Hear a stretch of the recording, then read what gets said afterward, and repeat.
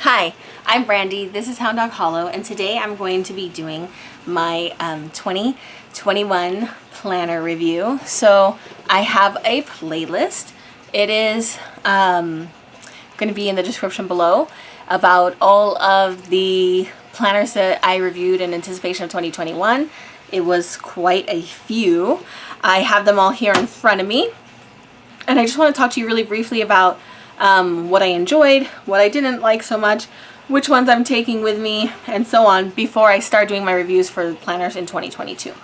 So, in no particular order because they're all just stacked here, kind of nilly-willy.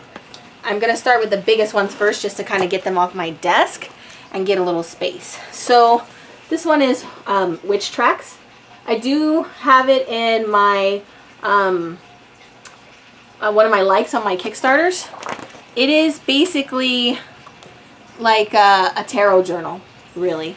It doesn't, so my favorite type of planner slash journal is where they give me astrological forecasts, especially specific to me, but for as the week goes on, as the year goes on. This one has some spreads, and I'm not going to go too deeply into this because there's videos explicitly about it. They have the year spread, and let me get to it. It's mostly empty because I didn't actually really use it. So let's go to, like, let's say there's the month, which I never use the month spread.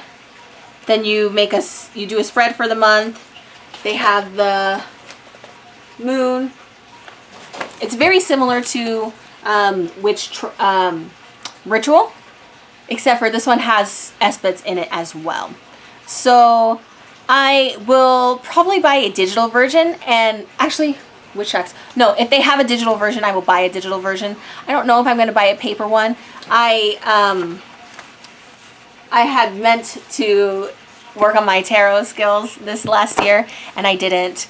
So it was kind of not a waste, but it wasn't something that I ended up using very much because I just wasn't consistent. So if you are into tarot journaling, if you want to work on your tarot, if you want to do daily spreads, weekly spreads, spreads for the new and full moon, year spreads, month spreads, this is a really nice place to kind of condense all of that. This is what I believe that this is good for.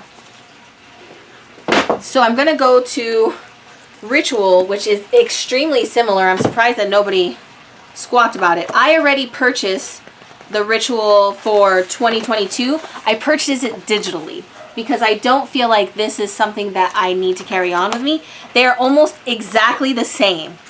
Like literally. I'm surprised that nobody squawked about this. They are literally almost exactly the same. A little bit different looks. Except for Witch Tracks has new moon and full moon pages, and this one doesn't. I did like the spreads, and I started the year out strong doing them. But I didn't end up fulfilling them. So this is what a day looks like. And again, all the links are going to be in there. I did purchase this digitally because I felt like digitally I would have more time to do so, like on my break or something. I could just, and plus you could put, in the digital one, you could kind of put your pictures of the tarot cards in there instead of having to use stickers or something. And I'm going to try it that way and see if it works for me. Again, this was a journal about really working on your tarot skills, really committing to that, and I did not do that. I do believe that it would be good if that is what you're looking for. It's not astrology driven, which is most of my other planners. Starting with the largest to the smallest. So this one was Your Most Magical Year Yet. It's very pretty, it's very cute, lots of color, coloring pages, a little bit of like an overview of the astrology. I did not use it at all. I used it every espet to kind of look at it. I didn't write in it. These are way too small of boxes for me.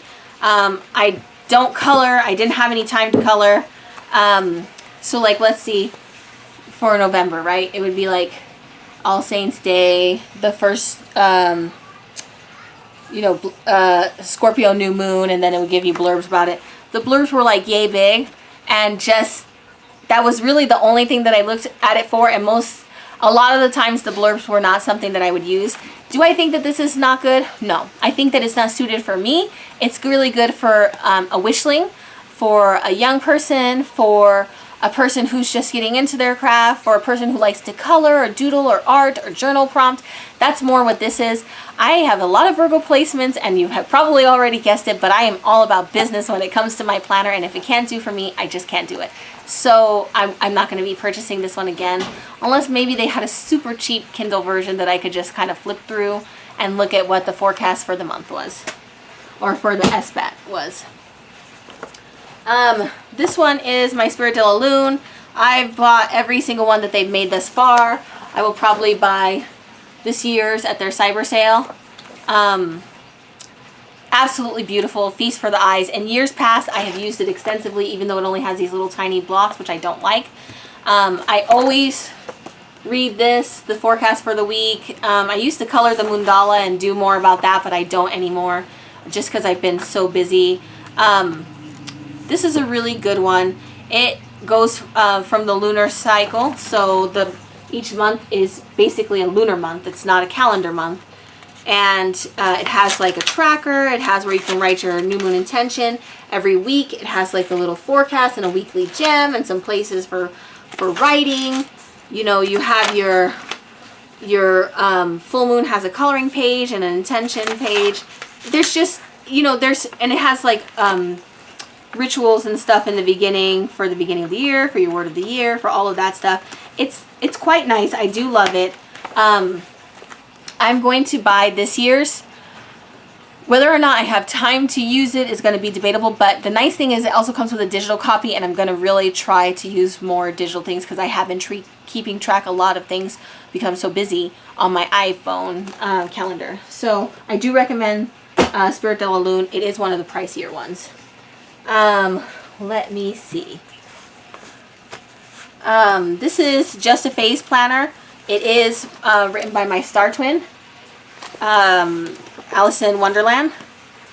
I have already purchased 2022 plus an extra to give away, just trying to support my star twin. This one is really nice. It has each new moon. So let me start with a new moon. It also goes from new moon to new moon. So it has a little new moon calendar. It has some information here, blurb about the month. It has little gridded pages for you to do art in.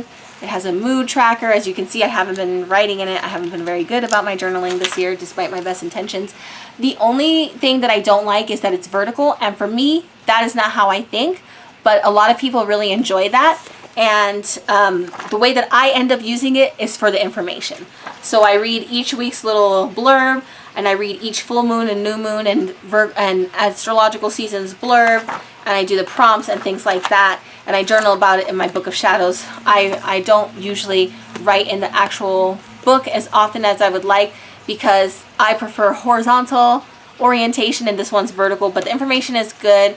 Allison is a gem, and I will continue to purchase this because I really enjoy what she's putting out there. Let's see. I'm going to save these ones for last. So this big honker is the Soul Care Planner. Absolutely lovely. Has spreads for each of the seasons, each of the months, each of the SBETs, each of the quarters, everything. It was big and heavy, and so I didn't use it as much as I could. So what I ended up really using it for was reading the blurbs and the suggestions and following the prompts. And even then, I wrote the prompts in my book of shadows just because I like to condense all the information there. So new moon in Cancer, I read all of this, I read all of this, I did the prompts in my journal. This one did have a horizontal orientation, but it's a little bit too big for my backpack, and I didn't end up taking it with me. I probably won't purchase this again unless they have a digital version that I can just flip through.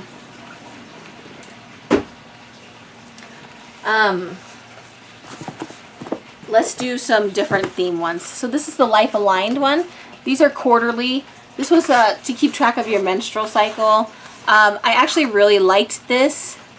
It has some journaling. It's basically so that you can get in tune with your personal hormone and energy cycle in terms of the lunar cycle. So like, even if so your new moon would be like your period, even if it's not on the new moon. It's the energy you're building.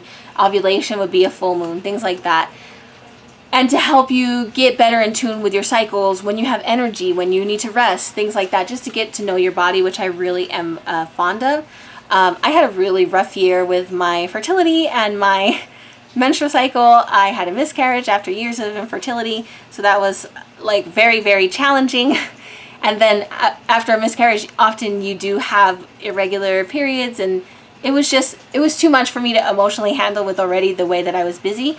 If you are interested in tracking that, this is very nice. I do recommend it. It's nice and light. It's very straightforward. You can look at the review on my channel. This one I didn't make a review on my channel, but it's a very similar concept, except for it has a ton of energy about your uterus, about your vagina, about your cycle, about your hormones, and tons of things you can journal in that respect. Again, I didn't buy this one for this year. I'm still trying to heal around that area, and but it is wonderful, and I would recommend it if you are interested in harnessing your menses and getting to know that. We Moon, I've already purchased for 2022. Very poetic, beautiful forecast, lots of art and poems. I did not use this for writing in. I used it for reading, to read the poems, to read the forecast, to look at the art. This is more of a, like, it doesn't go in a category that I would call planners anymore. So I did buy it because I like that content, but it's not necessarily something I kept track in, which is this one. Same concept. You can't even write in this. This is just information for the year with astrological information and witchy articles. Absolutely love it. Already bought it for next year.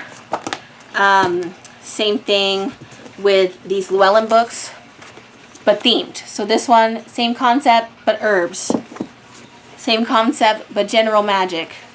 Same concept, but current events. Same concept, but Sabbats. All of them, same concept, but the moon. This one I probably use the most because I use it every SBAT.